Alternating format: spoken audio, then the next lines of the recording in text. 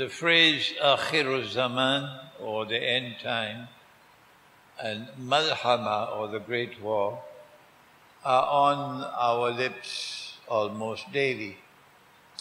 It doesn't seem that peace will stand a chance.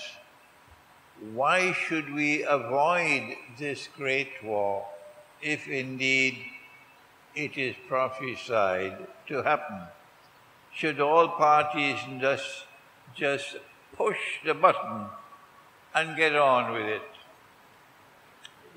I'm disappointed in this question.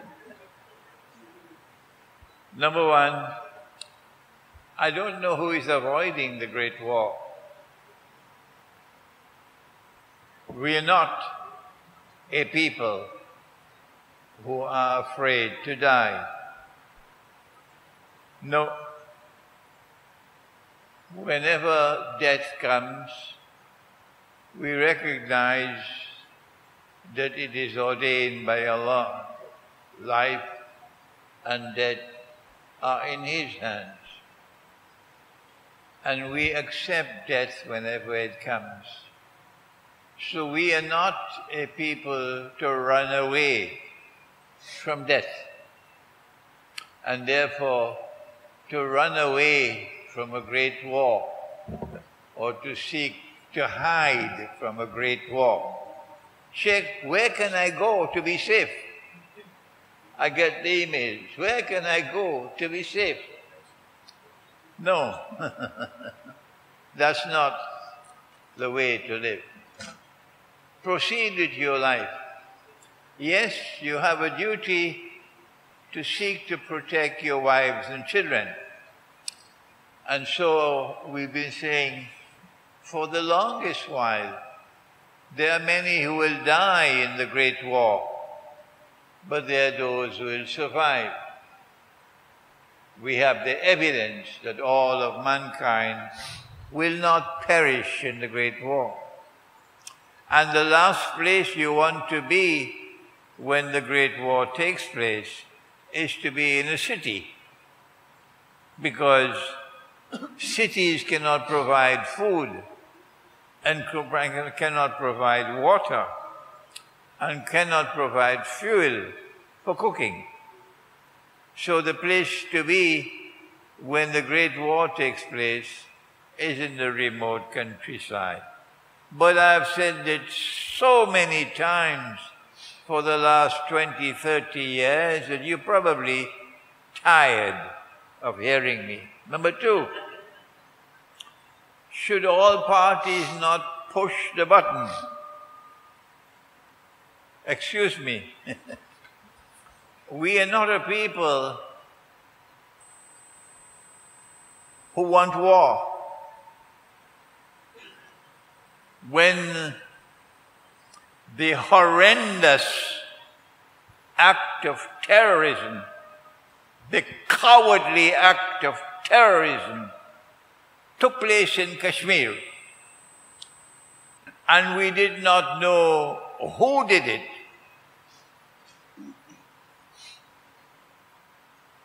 we said there can be 4 possible candidates. Either it was India responsible, and it was a false flag attack, or it was Pakistan or some jihadi force in Pakistan which was responsible, or it was Kashmiri freedom fighters, or finally it was someone else. Whoever it may be has to be connected with Israel. This was our analysis. And we asked Allah, we prayed to Him, and we continue to pray to Him to kindly help us to identify who are those who are responsible. Whoever they were who were responsible clearly wanted to provoke war between India and Pakistan, which could possibly become nuclear war. Why would anyone want to provoke nuclear war between India and Pakistan? Number one, to take the heat off Ukraine, because Ukraine is collapsing and they don't want to face defeat in Ukraine. Number two, to try to provoke war in which China will face India, a trap for China.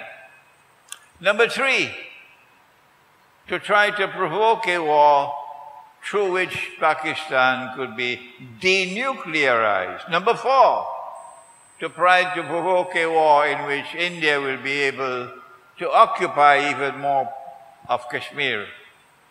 And so we said the most likely candidate would be a fourth party, not India, not Pakistan, but a fourth party. Could be the CIA, could be the Israeli Mossad.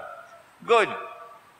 We then said further, after India, which had no evidence and provided no evidence that Pakistan had done it, and after Pakistan had very sensibly asked for an independent commission of inquiry to be established, India committed an act of aggression by launching missiles on Pakistan.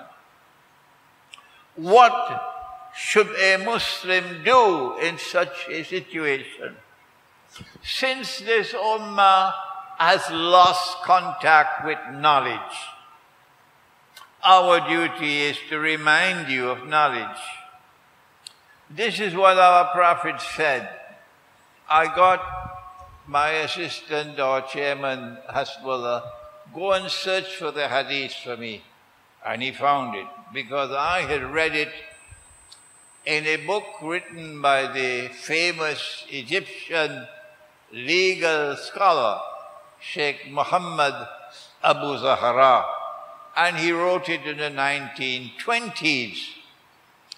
And he quoted this hadith in the book, that if you face the enemy on the battlefield and you cannot prevent the start of hostilities, because we are a people who prefer peace to war. And it is only when we have explored and exhausted all possible peaceful means to avoid a war, only then do we resort to fighting. I don't know if the Chief of Staff of the Pakistan Armed Forces has anything less than a passing acquaintance with the law of war in Islam. It is only after you have explored and exhausted all possible peaceful means to resolve the problem before you can resort to fighting. So our Prophet said, if you cannot prevent the fighting, he said, wait until they attack you. And when they attack you, remember, this is not Imran talking. No. So don't lambast me and call me names. This is Muhammad sallallahu ta'ala alayhi wa sallam talking. Whether you like it or you don't, these are the words of the Prophet. Most people won't like it. They have more knowledge than the Prophet himself. Wait until they begin to fight, which is what India did. And when they fight, wait until they kill one of your men. India killed a couple people in that first attack.